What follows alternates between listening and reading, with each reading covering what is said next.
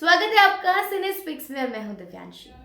कथा अनकही में वियान ने कथा के सामने यह स्वीकार किया कि उसका प्रोग्राम में शामिल होने का कोई इरादा नहीं था, लेकिन इनविटेशन कार्ड पर बने जुगनू को देखकर उसकी दिलचस्पी बढ़ गई थी। वह कथा को पीछे छोड़ते हुए खेद को माफ करता है और उल्लेख करती है कि वह बाद में एक मोमबत्ती के साथ उसके साथ जुड़ेगी। वियान आगे बढ़ने के बारे में कथा की कमेंट पर विचार करता है और जब राघव उसे अपनी मंगेतर के रूप में पेश करता है तो वह हंसता है।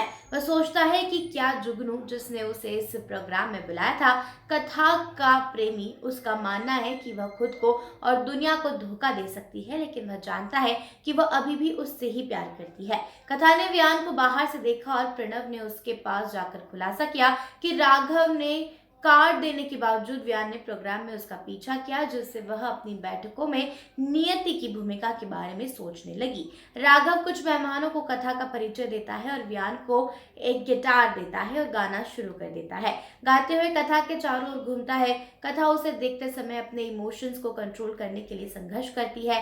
राघव कथा को डांस करने के लिए इनवाइट करता है और वे डांस फ्लोर पर चले जाते हैं, जबकि वियान अपना प्रदर्शन जारी रखता है। दर्शक उसके गाने की सराहना करते हैं और वन्या और एहसन कथा में जाने के बारे में बहस करते हैं। राघव वियान की भावनात्मक प्रदर्शन की प्रशंसा करते हैं और सुझाव देते हैं कि प्यार और इमोशंस जीवन का एक इम्पॉर्टेंट पार्ट है। कथा उन लोगों को छोड़ देने की सलाह देती है जिन्होंने उसे छोड़ दिया है, क्योंकि उन्होंने कभी उनसे सच्चा प्यार नहीं किया।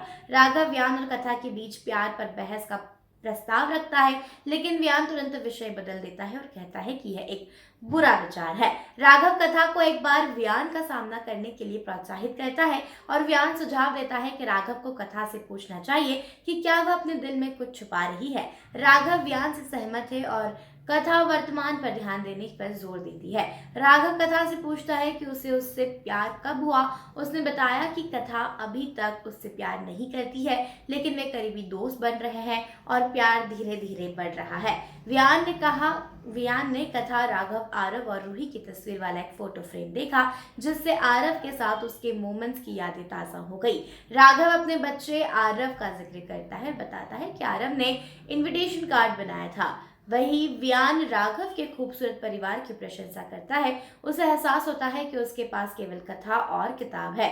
वह एक नई किताब शुरू करने के लिए सलाह मांगता है और राघव कथा का सीक्वल लिखने का सुझाव देता है। इसे कथा 2.0 कहते हैं। बाद में वियान राघव की भावनाओं के साथ खेलने के लिए कथा का विरोध करता है, जिससे दोनों के बीच कथा की सच्ची भावनाओं के बारे में तीखी बहस और इमोशन भरी बहस छिड़ जाती है। इस एपिसोड में इमोशनल उथल पुथल और लव ट्रायंगल और सब कुछ आपको देखने को मिलेगा।